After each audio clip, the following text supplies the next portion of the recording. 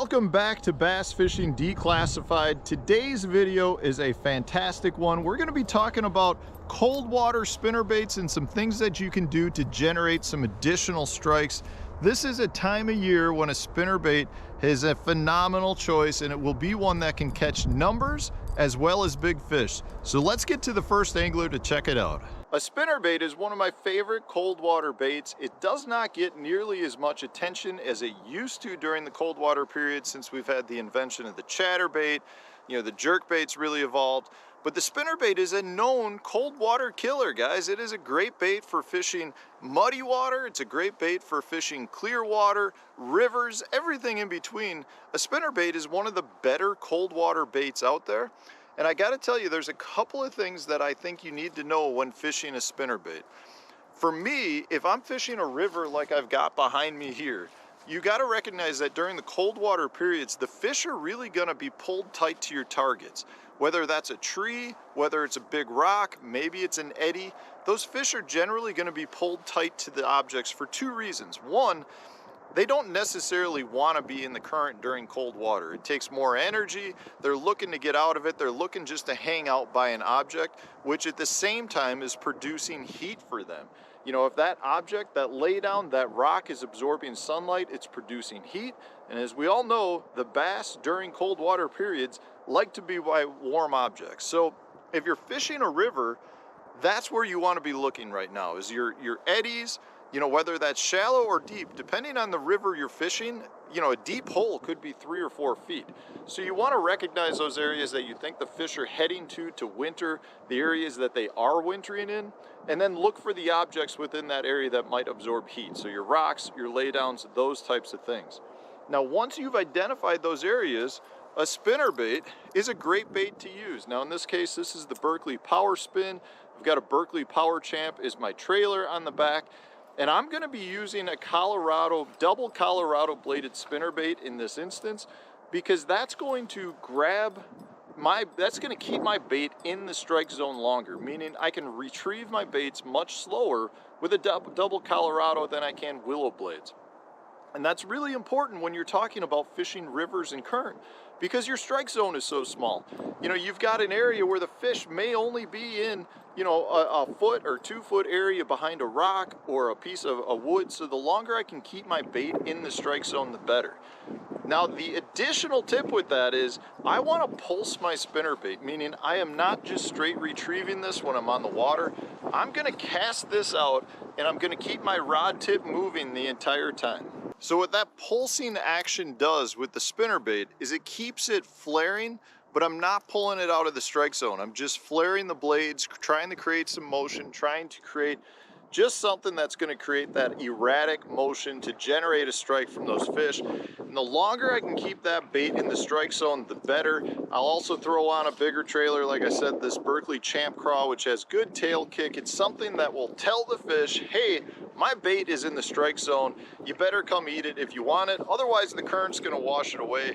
So make sure the next time you're fishing a river in a cold water situation, you use a pulsing, throbbing retrieve around the objects that are going to have those fish during the winter months. It's definitely something that will generate some strikes for you. I hope it was helpful, guys. Really quick, I want to let you guys know about the Black Friday deals that are happening right now on fishthemoment.com. If you head to our website and check out the Black Friday page, you're going to see that we have 40 to 45% off all of our Fish the Moment Sonar settings guides. These guides are my personal settings for all these different fish finders that I spent months figuring out to give you the clearest and best image of both cover and fish on these different fish finders. Instead of wasting hours and hours trying to figure out all the settings yourself, get these Sonar guides and you're going to have the fast track to getting crystal clear images on your fish finder right away. We also published a brand new product, the Fish the Moment Sonar Interpretation Guide, which has images of what fish look like, different species of fish, different species of bait, cover, structure, all these different things that you can use to interpret what you're seeing on your fish finder. Don't be confused about what you're seeing on your screen anymore. Use these example images to know exactly what you're looking for and what you're looking at so you can put more fish in the boat this upcoming year. Now back to the video. The spinnerbait is a lure that catches fish year-round. In the past few years, many anglers have forgotten about throwing the spinnerbait in cold water conditions. With the Alabama rig coming about, jerkbait, and then the forward-facing sonar getting onto more and more boats, anglers have forgot that the spinnerbait can catch fish in cold water. I'm going to go over 2 colors and types of spinnerbaits I like to throw in lowland reservoirs for when you have a muddy water situation or if you're fishing that cleaner water with more visibility. This time of year, fishing cold and muddy water is a situation that a lot of anglers will turn away from. But when you're fishing shallow lowland reservoirs or even your ponds, as you see behind me, that are already shallow and they're typically muddy, then fish are used to them tough fishing conditions. And one of the best lures to go after these fish is a spinnerbait. And this spinnerbait here I'm going to talk about and show y'all is a custom spinnerbait. I'm going to put some spinnerbaits in the description and links down below of colors that are similar to this. This is a color and a kind of a technique that I got taught when I was younger fishing ponds, and I've even took it and fishing the Arkansas River. And then when I moved up here, I actually got 2 of these from somebody, and like I said, it's one of my kind of quiet kind of ways I like to catch fish in December, January, February when it is really, really cold. The areas I like to target are going to be your flats with either lily pads on them, grass, if there's wood, that's going to be near some deeper water. Them fish will like to get up there. Like I said, those lily pad stems, man, will hold some warmer water than what your ditches have, and there's a lot of big fish caught off the lily pad stems, if some of y'all might know. As you're looking at this spinnerbait here, you're like, hey, this color is wild. I'm just telling you, in the muddy water situations, this color right here gives them more of a target to hit. And you already know that, hey, the red bladed jig works and a red rattle trap works, and there might be some other colors you might throw in them baits. But right here, as you see, it's a red, orange, and that chartreuse color right there. And I got the double Colorados here. They're not as big, okay? They're not as big as you would think. This isn't the biggest. And now in my craw here, this is a Z craw in the Cajun craw color. It's a color that's kind of known for the south, south portions, your Louisiana, South Texas, and down here in Arkansas. I have a trailer hook on there. Last time I actually fished this last year, I had a couple short strikes. I went to the trailer hook and caught some fish. Now for your lowland reservoirs with the clear water, like I said, there's some lakes in East Texas, even over here in Arkansas, that have a bunch of clean water in portions of the lake. Hey, a spinnerbait is still a tool that can go catch fish in the deeper parts of the lake. Going around brush piles in 15 to 30 feet, or if you have grass that deep in some of your lakes, a spinnerbait is still a tool to target them fish. This right here is the Booyah Cover. It's a big old Colorado blade. It's a number 6 Colorado blade. I actually like the red head. As you know, this time of year, that red seems to catch some fish. I have me a big old swim bait on it. And y'all, even with this lure right here, you hear about the Alabama rigs and jerkbaits, but don't think them older guys that have been fishing longer than me are still not catching fish on this, because that's what they've grown up fishing. This right here catches big fish, and definitely when them water temperatures get really cold, this guy right here is still used today by your guys that have, like I said, them older anglers that, kind of keep their secrets to themselves. You can throw this around your deep rock points, your rounded points. You can fish this above standing timber, and I know for me, how I like to fish it is around brush piles. I will throw the Alabama rig at brush piles. I mean, that's something I know a lot of people will do. But last year even, I was actually throwing this guy around brush piles, and I didn't catch many fish with this, but it got big bites. So this lure this time of year will catch big bites. Okay, y'all, hey, like I said, don't forget about the spinnerbait in the cold water. Let's go hear what Randy has to say about fishing spinnerbaits. Spinnerbaits have been catching fish for, 80 years. There was old twin spin spinnerbaits back in the day.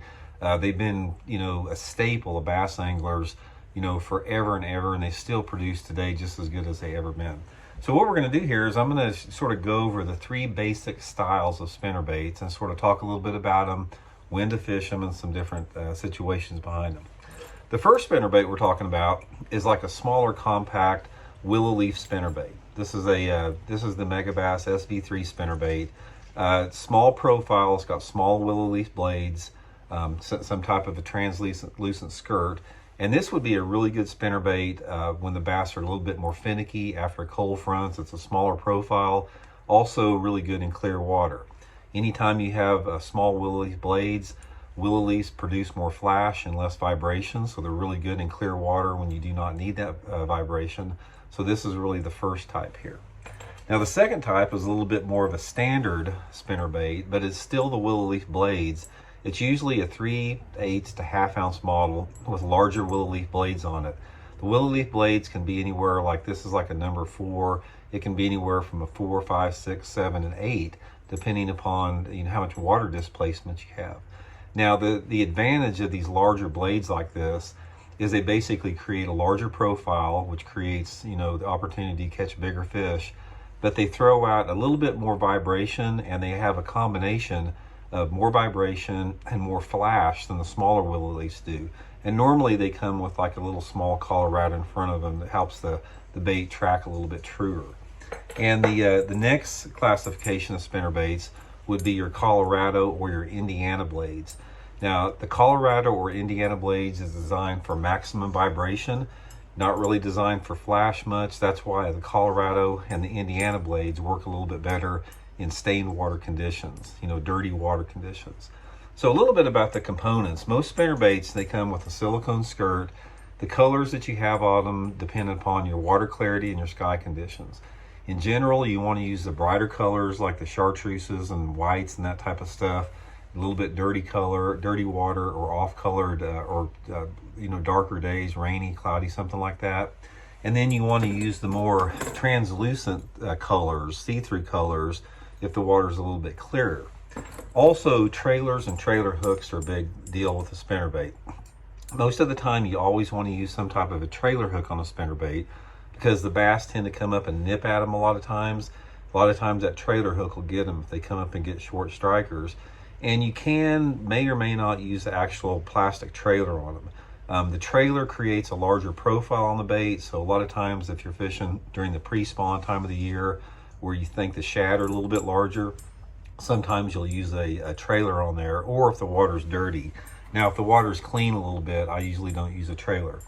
Now the retrieve on a spinnerbait is a little bit different. One of the things you don't want to do on a spinnerbait is just throw it out there and reel it back in. When you're throwing that spinnerbait out there and you start reeling it, depending upon the water column depth you want to get the bait into, always put some like an erratic action on it. You reel it a couple times and speed your reel handle up, slow it down, reel it, or maybe shake the rod tip.